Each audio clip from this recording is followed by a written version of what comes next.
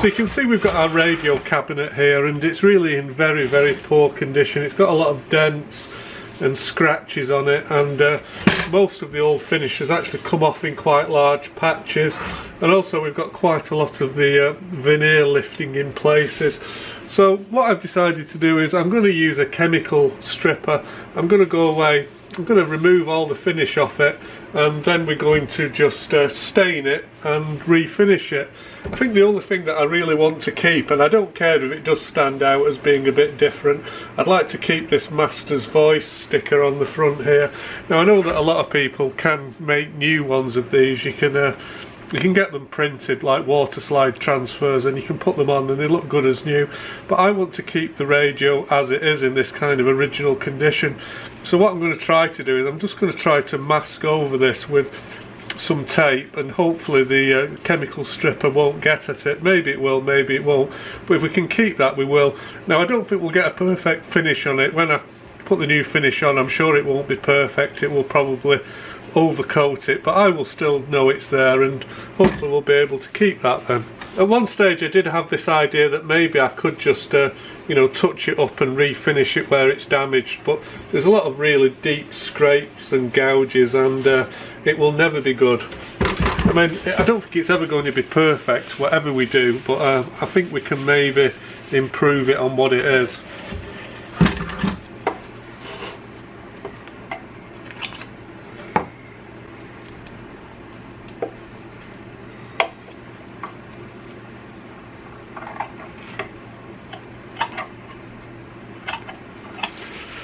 I've got no idea if that will work or not. I guess I'm just going to go easy around it when we put the chemical stripper on there. Now when I've stripped these radio cabinets in the past, I've not had too much problems getting the old finish off, because it's usually falling off anyway, and I think the actual coating of varnish, it's not like it's got years and years of gloss paint to try and remove. So usually when I take the finish off, it's actually come off fairly easily. I've got to be a little bit especially careful with this, because in a lot of places the veneer is actually lifting, and of course the chemical stripper probably won't help with that. But like a lot of jobs, we've really got no choice but to have a go and just see how it works. Maybe it'll work, maybe it won't. So all I've done is I've just got an old paintbrush and I've cut some of the bristles off to stiffen it up, and I find that that's the best way to kind of scrub away at this stuff.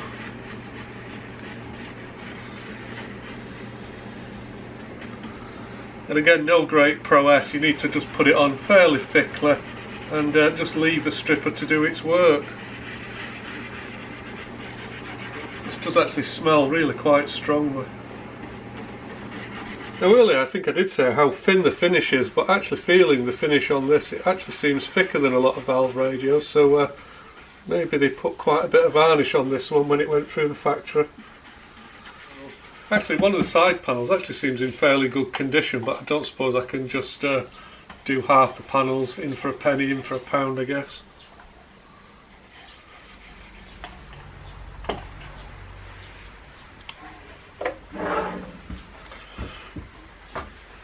And I guess the bit that I'm most concerned about now is the top side, so I think I will just maybe try to get relatively close to the label that I've put on here, and maybe we can just sand it back up to the label.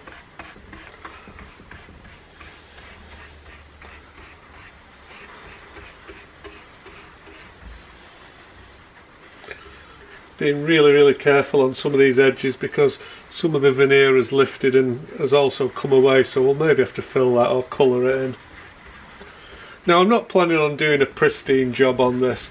I'm not really into this type of cabinet work, and I tend to rush it and make a bit of a hodgepodge of it because, well, because I rush it, I don't put enough time and care into it.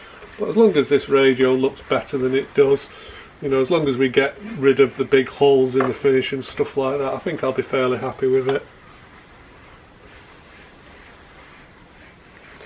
But I do think it's important that a radio does look reasonable when it's on a shelf. Maybe not from very close inspection, because at the end of the day a radio spends 99% of its time as furniture and only 1% of the time really being used as a radio. So electrically this rusty old chassis does appear to be working quite well now. So I've gone ahead and I've tidied up some of the capacitors and the resistors that were just tacked on, so I'll show you them in a moment.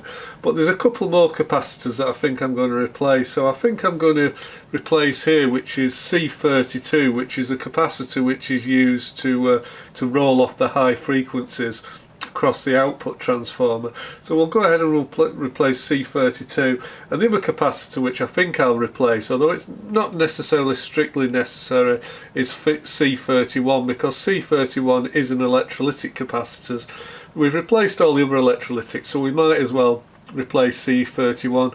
The reason I say C31 is probably not strictly necessary because it doesn't see an awful lot of voltage across it, so it's unlikely to be leaking or anything like that, but I think I will go ahead and replace it. So some of our waxy capacitors were in quite bad condition, so there was one here and one down here. Now the one down here, this one was the actual grid coupling capacitor for the KT61 output valve, so it was essential that that one got replaced. And then we've got another capacitor down here. Now this is the electrolytic that I'm about to take out and replace. And then I can also see just at the back of here we've also got the big smoothing resistor, which I've gone ahead and replaced because it had gone open circuit. Now unfortunately I can't really bring you in much better on the camera, so you'll just have to take my word for it that I've done that work, and maybe I'll bring you in a moment when I've tidied up a bit. Now one of the problems that I've had all along, it's quite difficult to get access to the very back of this tag strip. In fact, it's nearly impossible. I did try undoing it previously, but it didn't really help me gain access to anything.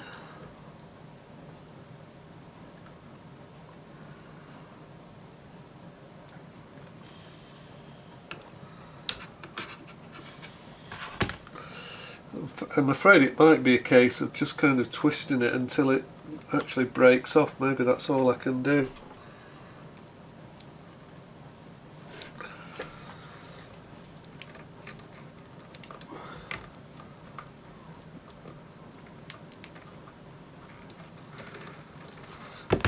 No.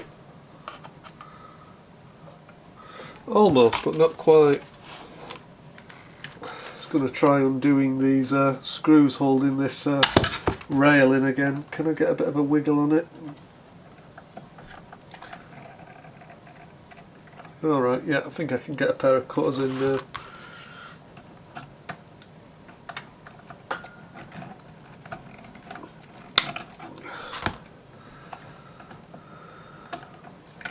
So it looks like we've got a 50 microfarad at 12 volts, so let's see what we can replace that with. So it's going to get a 47 microfarad at 50 volts, and the size comparison really is, it's just amazing, isn't it? Can you see the difference there? Yeah, well, capacitors have come a long way in the last 70 years, haven't they?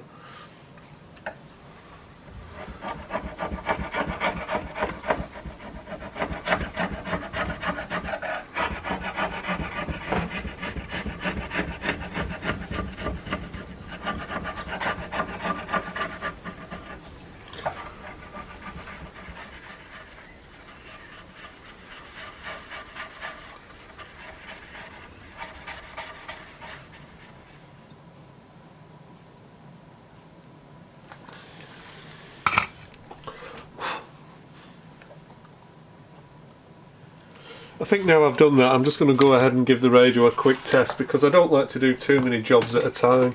Because sometimes if you do replace 2 or 3 capacitors and then you have a problem, it takes you longer to retrace your steps. So I like to do 1 capacitor at a time and then test the work that I've done. But this is as exciting as it gets in the championship, isn't it, Claudia? It is absolutely. And it is end to end. It's the way this really is. Still 28. Today, club legend in charge of the team, Paul Warne, great player there. He was fitness coach there, assistant manager there, manager there. Football, football, football. I absolutely detest football. So that was our cathode bypass capacitor replaced. So now we've got to just replace this high frequency cut-off capacitor now, which is C32. Let's just find out where C32 is.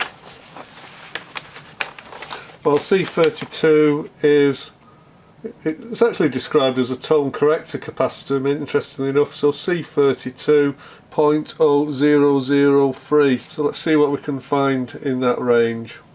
Well, I've brought you back and I'm about 3 hours into the process in that I've used the chemical stripper, I've given it a good scrape, and now I'm just trying to get rid of the last remains of the stripper. I'm just using a little bit of wire wool and white spirits, and I'm hoping I can just remove the very last traces. It's always quite a lot of hard work trying to clean up these cabinets, but when it comes to doing a radio cabinet, it's one of them things, you get out what you put into it, and like so many of those jobs, it's all about the preparation. The putting the top finish on is the easy bit. Actually getting it to the position where you can put the finish on, that's the really hard bit. And I've got to admit, I don't like doing this kind of work. I find it really quite boring and tedious, but I don't think there's really much of a shortcut unless you know somebody who can do it for you. If you know a woodworker who can do it for you, likes doing this type of cabinet work, that's probably the best thing to do, I would have thought. Let them sort it out.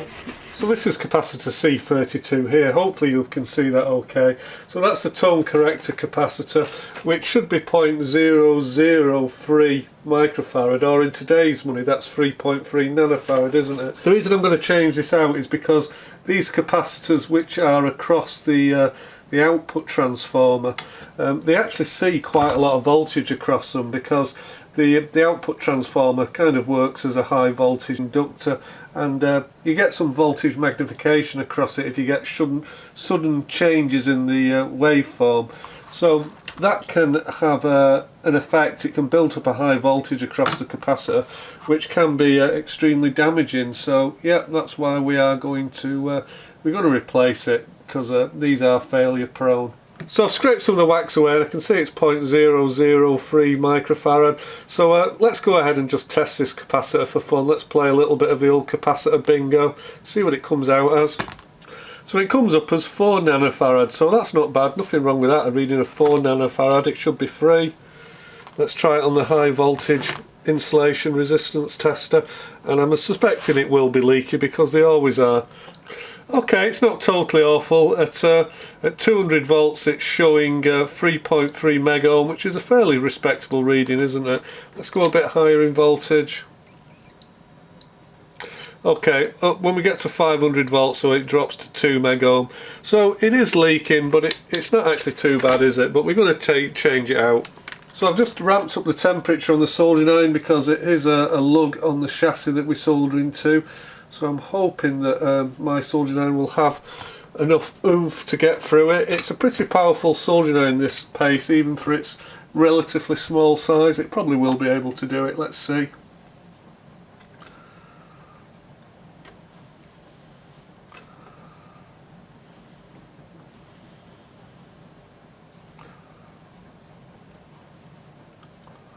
Yep, no problem heating that joint up.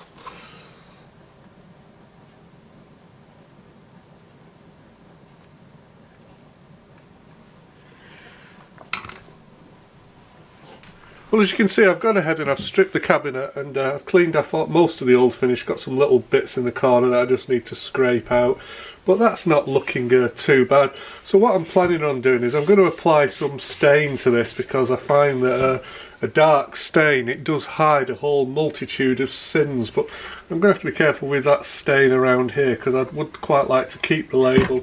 Now the other thing I've done is that we've got some chips out of the cabinet. In fact, I've just noticed another chip there that I didn't see before. So we've got some chips out of the cabinet, and I've gone ahead and I put some wood filler in them, so I think I'm just going to try to fill them and sand them off now.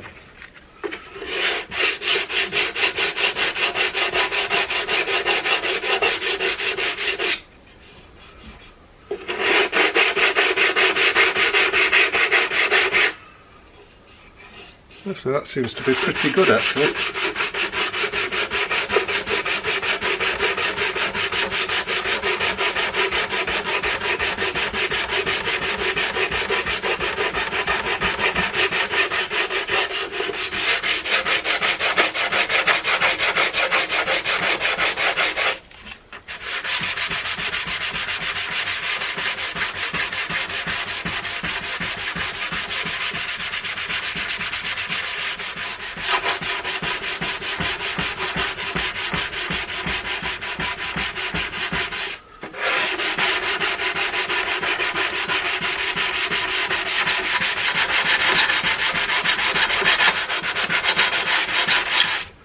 Okay, that one's not perfect, and I've got another little chip out of the cabinet here which I seem to have missed, so I think I will just go ahead and try and fill them now.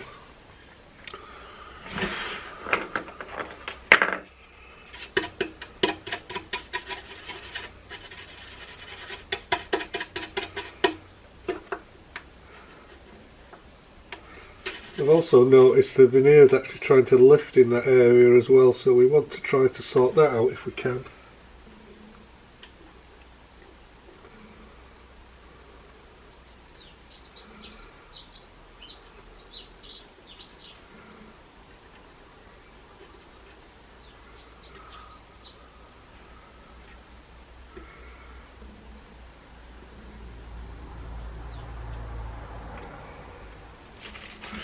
Now what I'm going to do with this veneer is I'm going to take a thin piece of plastic here. It's just a piece of polythene, nothing special, but the thing about plastic, it isn't very sticky, so I'm going to put the piece of polythene on top of the wood glue where it's wet, and then we're actually just going to weight it down. So let me put some weights on here.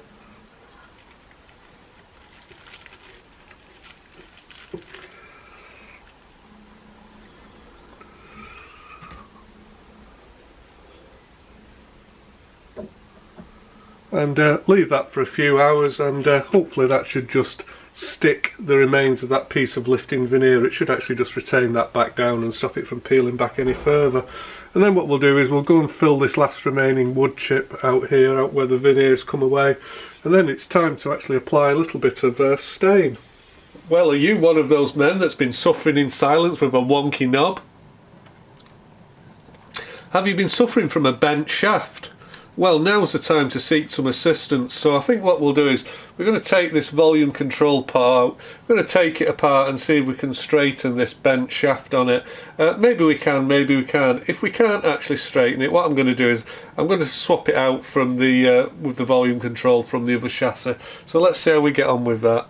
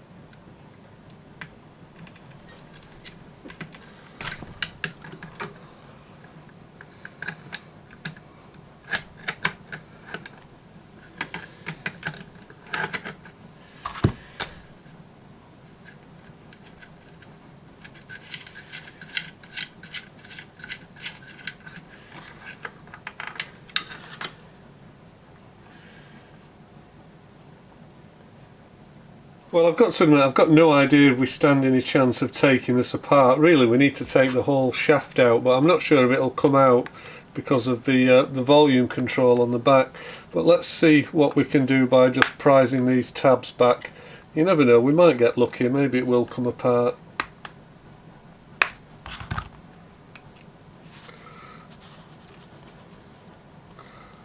Okay, and it in fact does. So what I think we've got to do now is there's a little clip on here. If we can release that clip, I think we maybe stand a chance of taking this apart.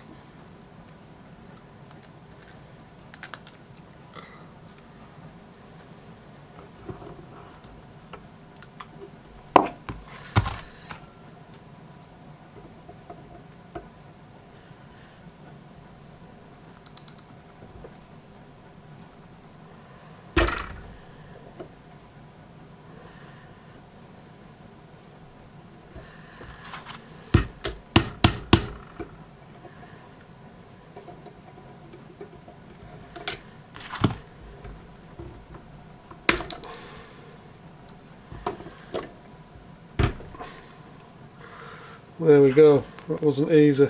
The question is this going to come apart now?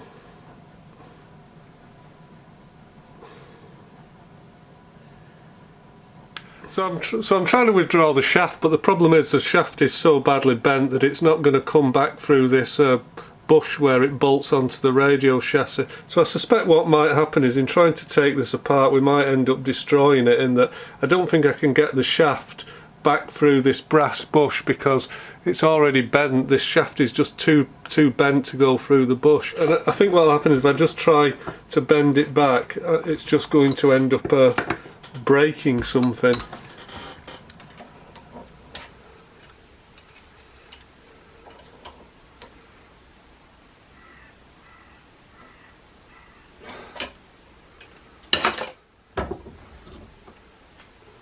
Well, I've managed to get it a little bit straighter. Whether or not it's straight enough remains to be seen. So just going to put a little bit of lube on my shaft, because that's what you need to do, isn't it?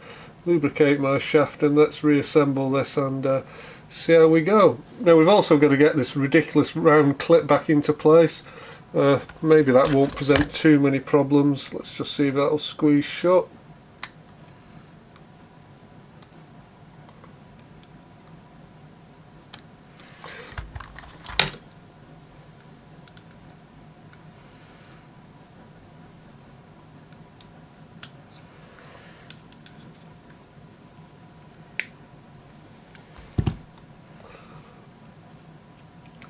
Well, it is at least turning now where before it wouldn't, so that's a good sign, isn't it? Don't think I've quite got that clip squeezed together enough.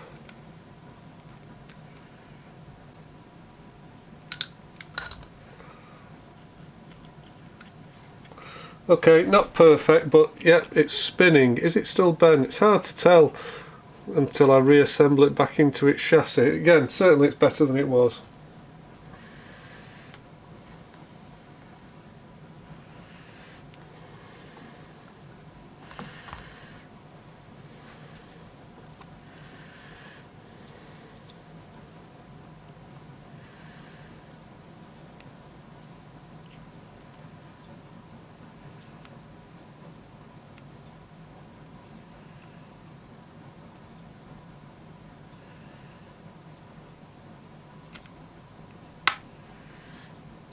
Oh, that sounds promising, doesn't it? Okay, let's see if we can just bend these tabs over now.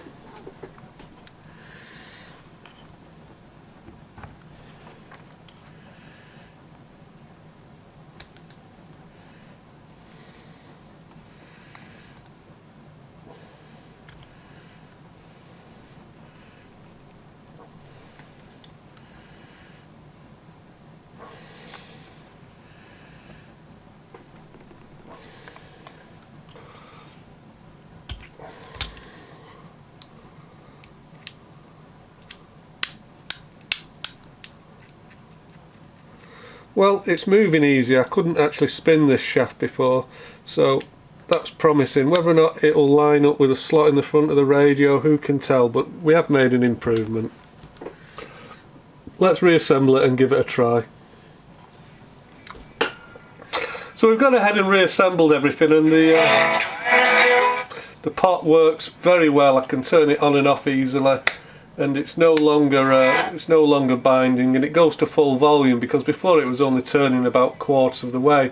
But one thing that I have spotted is the control is still kind of not pointing out straight. It's not perpendicular to the chassis. It's at less than 90 degrees. So I think probably what happened is, I think the chassis material here is slightly bent. When this radio probably got dropped on its end, and this knob pot here, this volume pot got hit, I think it actually bent the chassis. So rather than the back of the potentiometer sitting flat on the chassis, I think it's sitting at an angle. So the shaft should be sticking out in front like that, totally vertical. I think it's actually slightly cocked at an angle like that. So what I think we'll probably have to do is we'll just put a piece of cardboard, when we won't be able to tell until we put this back in its cabinet, but what we might have to do is put some cardboard shims in it behind the pot here, just to make the actual knob here, the shaft, just line up correctly. I think that's what we'll have to do. So I did also notice that some of the underframe of the cabinet was breaking apart, and some of the plywood was splitting. It was coming apart again, probably been damp stored at some point in the past. So what I've done is I've put some PVA glue in various bits of the carcass here, and I'm just going to glue that together. And we have also just got the last little bit of a chip out of the back of the cabinet, so again, just going to try to put some wood filler in there. Hopefully we can then fill that.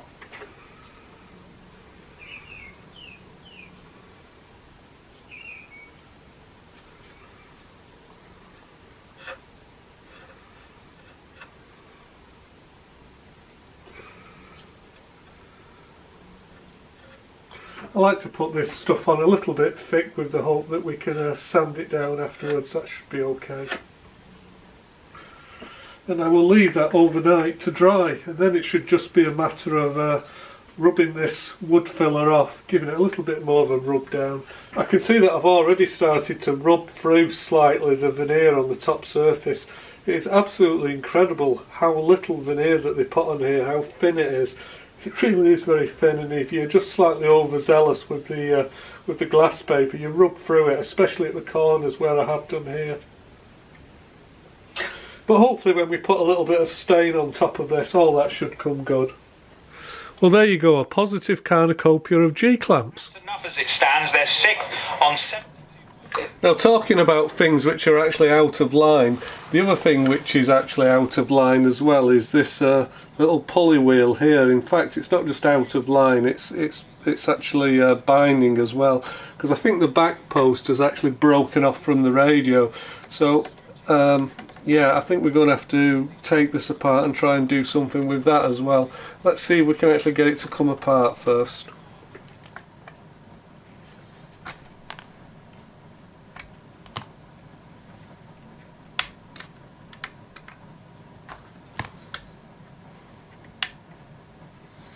I'm wondering if the easiest thing to do is just try to bend it straight. Will it just bend straight? Maybe it will.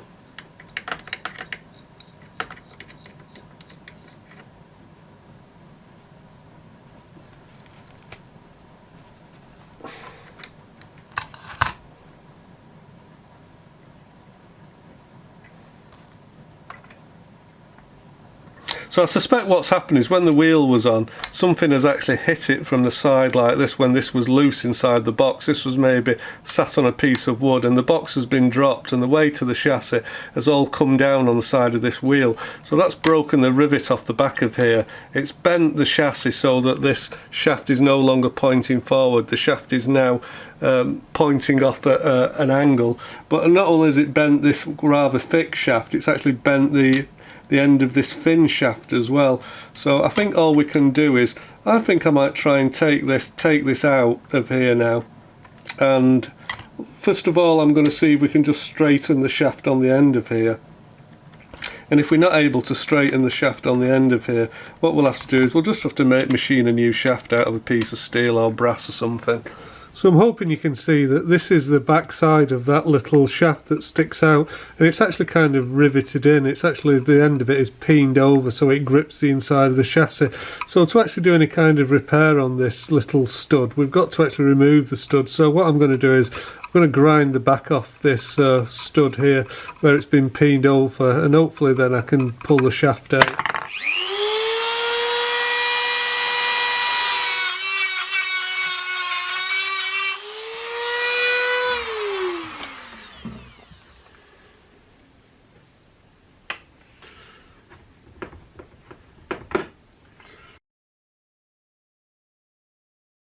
So what I'm going to do is I'm going to put this little shaft into the lathe. I'm going to remove this little bit of stub here which is left over from where it was peened over, and then I'm going to drill and tap it, and then I'm going to secure this stud back into the radial just using probably a metric screw. So that's the plan.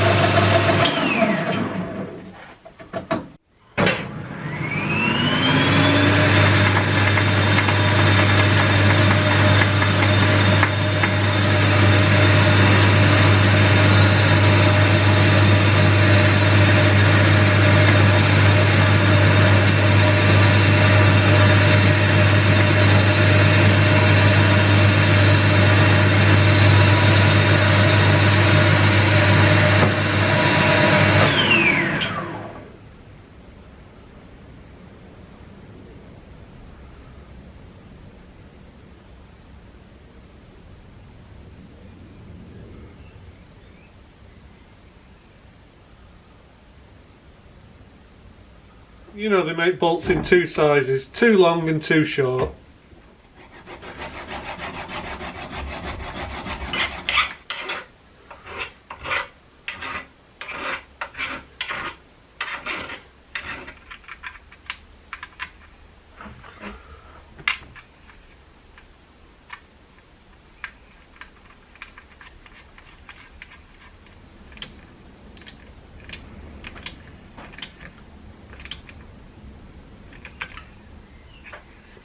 Okay, well it's 24 hours later and I think it's time to take the clamps off. This is the kind of thing that I really hate about doing cabinet work, because you're putting paints and finishes on and there's a lot of waiting around for things to dry and set and, you know, glues to go off. And I just think it just makes the whole process ever so tedious and slow, and I think that's part of the reason why I dislike this type of cabinet work so much, because everything just takes an age. There's so many small little steps to the preparation.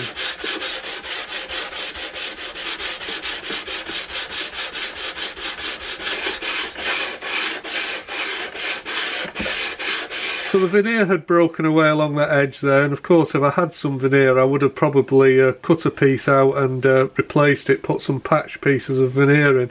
But unfortunately I didn't have any, and to be quite honest I didn't particularly want to buy any, so we've got what we've got here. So I think the next job I'm going to do is I'm going to vacuum all the dust away, have a bit of a tidy up, and then I think it's time to put a little bit of stain on it, because this will look different again when it's got some stain on it.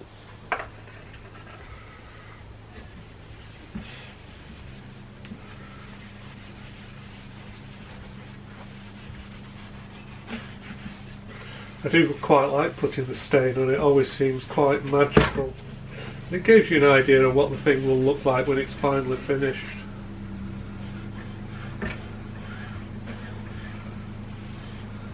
Now these top edges around the top perimeter, these edges here, I think they were actually coloured in with some brown paint previously.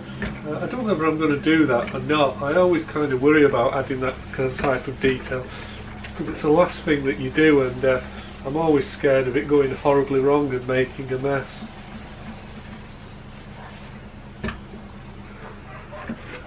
And the other part I'm worried about is whether or not putting this stain on is actually going to damage this Master's Voice label.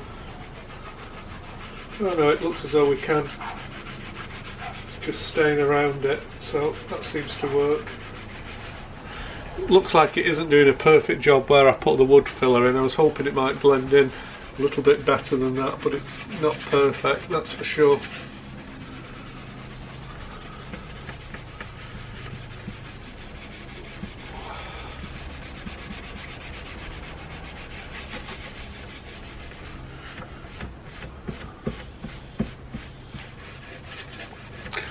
I think you can put more than one coat of wood stain on here, and I think I would like the finish on this radio to be really quite dark, so it might take more than one application. The way that I like to do this is kind of put the wood stain on and then find a dry part of the rubber and try and wipe it off again, because you don't want to leave excessive amounts on it. Now of course it also goes a lot darker as soon as you wet this. Even just putting white spirits or terps on it would actually also make the cabinet go a lot darker, so it's difficult to appreciate how much stain we've put on here until it actually finally dries. So when I apply this stain, I usually do start off by going against the grain, and then I come back in line with the grain afterwards. A couple of floodlights all around the ground. Hooven is. You've been big near them for a while on West Ham Will Get Top. Players from Brighton are all getting behind the ball, they're making it difficult, they're staying in.